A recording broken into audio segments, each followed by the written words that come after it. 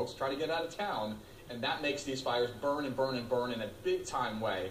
And the remarkable amount of black smoke we're seeing come off this tells that story. Phil Blauer's here. Phil, you've covered this area for a long, long time. Have you ever seen something like this? You know, so talking in the newsroom, in my 30-plus years of broadcasting, I've seen car fires, yes, on the freeway, but I've never seen a brush fire start car fires on the freeway.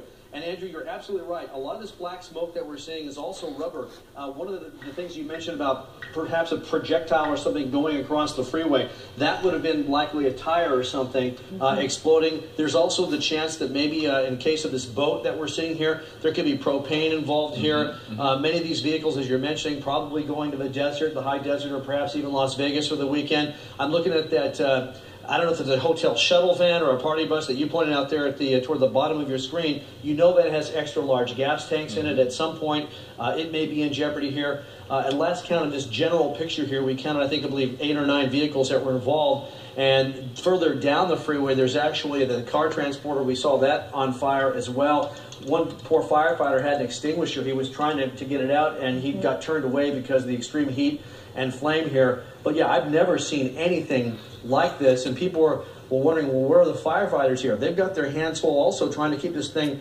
off the freeway. They're trying to do whatever they can on the ground to keep those flames from jumping again. This almost looks like something right out of a movie scene. We were talking and thinking like almost post-apocalyptic. I mean, this is something this is remarkable.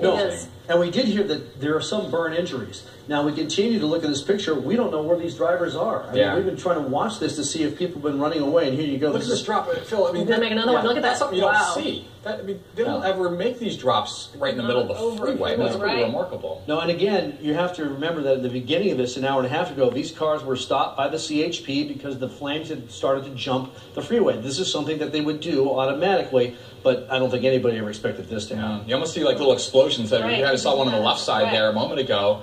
You got a lot of gas in these vehicles, and as you said, Phil, in some cases propane. Yeah, you got tires. That car in the bottom part of your screen is doing something with whether it's the tires or the gas.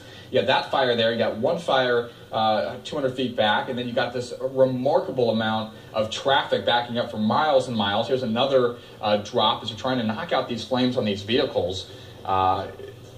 If they don't, they're in big trouble because of all the gas. And that's called a Bambi bucket, and that's exactly what they're doing. Right on top of that boat to try to knock it out so it won't spread to the vehicle. Now, this car doesn't look like that's towing that boat. He's on fire yet, but invariably that's likely going to happen. It's going to hopscotch through here.